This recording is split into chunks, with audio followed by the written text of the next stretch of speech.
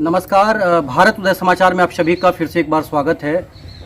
विधानसभा चुनाव 2020 को लेकर जो कयास लगाया जा रहा था कि होगा कि नहीं होगा, लेकिन आपको बता दें कि कल 7 सितंबर 2020 को बिहार के मुख्यमंत्री नीतीश कुमार पूरे बिहार में वर्चुअल रैली करने जा रहे हैं और ऐतिहासिक वर्चुअल रैली बनाने के लिए जो उनके जिला के जो जिलाध्यक्ष हैं वो सभी तैयार हैं। खासकर जो कार्यकर्ता हैं वो सभी तैयार हैं इस वर्चुअल रैली को ऐतिहासिक बनाने के लिए। फिलहाल मैं दरभंगा जिला के हायाघाट विधानसभा में हूँ और आपको बता दूं कि जो समाज सेवी थे, जो शिक्षावादी थे, उमाकांत चौधरी जी, उनके प्रतिमा स्थल पर मैं मौजूद हूं और जिलाध्यक्ष अजय चौधरी मेरे साथ मौजूद हैं। उनसे मैं बात करने जा रहा हूं क्योंकि जो कयास लगाया जा रहा है कि लोक जनशक्ति पार्टी का हायाघाट विधानसभा सीट होगा, कहीं न कहीं इन सभी बातों पर विराम देने के लिए मैं बात करूंगा आज अजय चौधरी जो जिलाध्यक्ष हैं जदयू के, उनसे।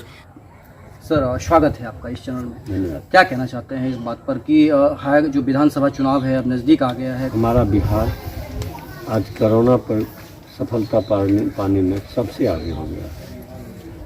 रिकवरी रेट हो उसमें अब तो 1.5 के लगभग में यहाँ पर कोरोना पॉजिटिव पा रहे हैं। इसलिए यह कहना सरासर अनुचित होगा कि कोरोना का भयावह स्थिति है।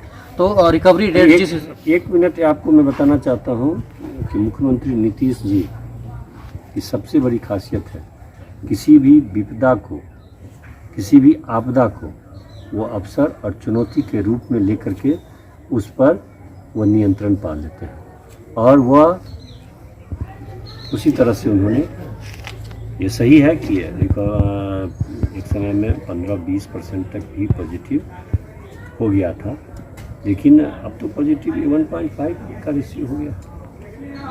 तो क्या लग रहा है कि इस वक्त जिस हिसाब से विधानसभा चुनाव जो चुनाव आयोग है उन्होंने कहा है कि बड़ा मैदान चाहिए, चाहे सोशल डिस्टेंसिंग के साथ मतदान करना है, तो ऐसे में पार्टी को कितना लाभ होगा और कैसे लोग मतलब आ सकते हैं? देखिए, एक बात मैं बताता हूँ, कोई भी रैली हो न हो, बिहार के मतदाता मन बना चुके हैं। जिसको जहाँ पर देना है उसमें कोई परिवर्तन नहीं होने वाला है। अभी हाल में ही मैं एक जगह घूम रहा था तो एक आदमी ने मुझसे कहा कि आप लोग या नीतीश बाबू ने जिस तरह से बिहार में वातावरण बना दिया है, लगता है कि जैसे 2010 में अपोजिशन लीडर ऑफ अपोजिशन बनने के लिए जितनी संख्या चाहिए वह नहीं मिल पाया और आदरणीय मुख्यमंत्री नीतीश जी के दया से उनको वह पद दिया गया, अपोजिशन लीडर का पद दिया गया। वही स्थिति इस बार उससे भी कम 2020 के चुनाव में 2010 का जो स्थिति था वही रिपीट होगा, दोहराएगा। आपके पार्टी के ऊपर और मुख्यमंत्री नीतीश कुमार के ऊपर जो आरोप लग रहा है कि वो कोरोना काल में चाह रहे थे कि जो चुनाव है वो हो जाए, जो पार्टियां हैं, विपक्षी पार्टियां, वो लगातार ये इल्ज़ाम लगाते आ रही है कि क्यों चाह रहे हैं कि मतलब जी एक बात बताइए, उनको डर लग रहा है सब?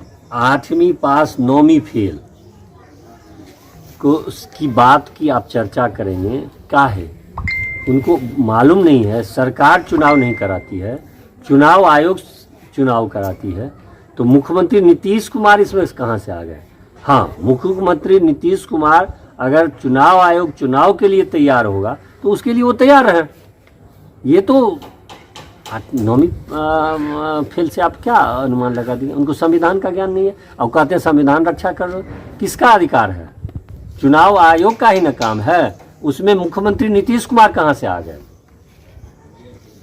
कि चुनाव का? वो चाहते हैं चुनाव हो, वो नहीं चाहेंगे चुनाव हो तो नहीं हो। हम लोग हर परिस्थिति के लिए तैयार हैं। पप्पू यादव अकेला जो है कहीं ना कहीं बुलेट से या ट्रैक्टर से लोगों को पैसा वितरण करते नजर आते हैं। क्या लग रहा है कि इस बार पार्टी को जनता पैसा पर वोट देती है और जनता पूछेगी उनको कि आपके पास इतना पैसा कहाँ से आ गया है जो आप बांटते चल फिरते हैं? लेकिन उन्होंने जो डिटेल्स दिया, उन्होंने कहा कि ज़मीन हम बेच रहे हैं लगातार जनता के लिए, और वो उनसे तो जनता पूछेगी ज़मीन आपके पास आया कहाँ से, मुद्दा ये है। लेकिन वो बड़े नेता हैं, तो क्या लग रहा है कि वो मतलब लिस्ट में ये कर सकते हैं, क्षति पहुंचा सकते हैं पार्टी को? ऐसा नहीं, आप ही बताइए ना, आप भी एक भारत के और बिहार के नागरिक हैं। अगर आपसे विकल्प पूछा जाए तो आपके विकल्प के प्राथमिकता में नीतीश कुमार के अतिरिक्त भी कोई हो सकते हैं क्या? नहीं है। मैं जानता हूं आपके चेहरे के भाव बता रहे हैं कि आप भी हमको ही वोट दीजिएगा। तो यह तो स्थिति है। यहाँ पर जितने आदमी हैं, गरीब गुरबा से पूछ लीजिए, अग्रे जाति के लोगों से पूछ लीजिए, पिछड़े जाति के मंडल समाज से आए हुए उनसे पूछ लीजिए, हर कोई मानसिक रूप से तैयार है। इससे बेहतर क्या सरकार किसी मुद्दे पर नहीं। अभी कोरोना पर ही जब लोग परेशान थे तो बाहर में भी जो हमारे भाई थे, बंधु थे, उनको तत्काल 1000 रुपया हम लोगों ने भेजा कि कुछ न कुछ उनको परेशानी कम हो। चलिए, विधानसभा जो आपका है, आपके ऊपर भी कयास लगाया जा रहा है। अजय चौधरी को टिकट मिलेगा, लोक जनशक्ति पार्टी को सीट मिल जाएगा, तो क्या मतलब आखिर क्या है सच्चाई? अभी तो सबसे बड़ी बात है कि हमारे विधायक यहाँ पर हैं, अमरनाथ गांधी हमारे विधायक हैं। तो यह तो अभी तो वो विधायक हैं, टिकट बंटवारा के समय में देखा जाएगा किसको मिलेगा। पहले संबंध में है, हमारे तो प्रखंड अध्यक्ष ने भी अपनी उम्मीदवारी पेश कर दी है। तो इसलिए शीर्ष नेतृत्व तय करेगा कि कौन सा व्यक्ति चुनाव लड़ेगा। अभी बहुत सारी संभावनाएं हैं, इसलिए अभी किसी भी संभावना की कयास लगाना अभी समय से पहले होगा। क्या नाम है उनका जिन्होंने कैलाश ठाकुर जी भी हैं, विपिन सिंह भी हमारे जो बहेरी के अध्यक्ष हैं, उन्होंने भी दावा ठोका है। हमारे युवा के अध्यक्ष रमाशंकर सिंह हैं, उन्होंने भी दावा ठोका है। ये कई व्यक्ति जो है पहले कि सीट का बंटवारा भी हम लोग का नहीं हुआ है, कौन कितने पर लड़ेंगे।